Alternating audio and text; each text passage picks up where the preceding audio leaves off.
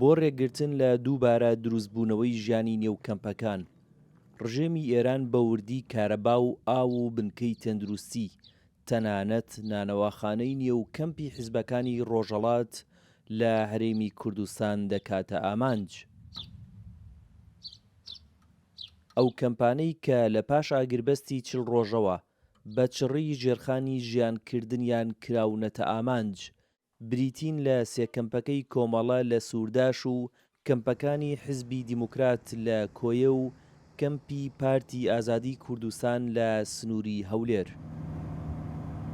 بەکخستنی ژیانە سەرقاڵکردنی دانیشتوانی کەمپەکانە بۆ دابینکردنی پێویستیەکانی ژیانیان، بەڵام ئەمە یەکەم جار نییە. لە ساڵانی ڕابردووە چ لە 2022 چ لە پێشترە چ لە 2017 ئەم هێرشانە بەردەوام بووە و ئێمە توانیمانە ڕاستە لە قۆناغێکە لە کاتێکە بۆ دابینکردی و پێویستیانە تووشی قەیران ناتوین، بەڵام بە خۆشحاڵیەوە بەسەریا سەرکەوتوین و لە ئێستاشا باشە.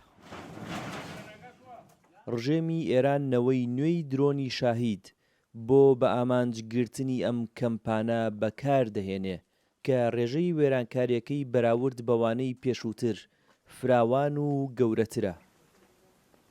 ئەم چەکانێک کە ئێستا بەکاریان هێنات بۆ شوێنانی کە ئێوەش دیوتانەوە بەدیتان کردووە، گۆڕانکاریەکی ئۆتۆی کردووە، هەم لەگەڵەوە وێرانکاریەکی زۆری بەدواوەیە، لەگەڵەوەشە جیاکاریەکی کردووە بۆ ئەوەی کە هەر چەکێکی درۆن بۆ ترۆرکردن و بۆ زیانگەیاندن بە مرۆڤ بەکاربێنێت جیاوازە و ئەوانشی کە بۆ وێرانکاری بۆ شوێنەکان بەکارهێنێت جیاواز.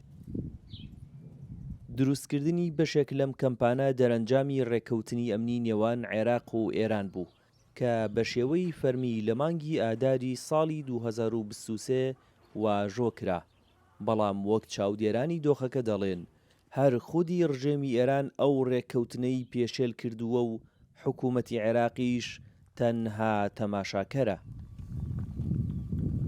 کەمپ دروستکراوە لە ژێر چاودێری حکوومەتی هەرێم وە باگەداری بەغداش، بەڵام ئەوەی کێستا کۆماری ئیسلامی دیکە دەهێوێت ئەو ژینگە تێکدا دیارە ئامانجی قوڵی سیاسی لە پشتن ئەوەی کە چاوەڕوان دەکرێتەوەی کە و خەڵکە تازە ژیان و ڕەواڵی ژیانی ئاسایی تێکچووە، ناوەندەکان و دامزراوە مەدەنیەکان پێویستە باڵ بەسەر و خەڵکە بچێشن بەو ژن و منداڵە بەبێەوەی خۆی تاوانێکی هەبێ کەوتۆتە بەر هێرشێکی بێڕەحمانە و ژینگەی تێک دراوە. لە پاش شەڕی 40 ڕۆژەوە ڕژێمی ئێران بێ گوێدانە ئاگربەست زیاتر لە 120 جار هێرشی درۆن و موشەکی کردووەتە سەر کەمپی حیزبەکانی ڕۆژهەڵاتی کوردستان. لەو هێرشانەدا 4 کەس گیانی لەدەستداوە و نزیکەی 20 کەسی دیکە بریندار بوونە. هونەر ئەحمەد بۆ دەنگی ئەمریکا، هەولێر.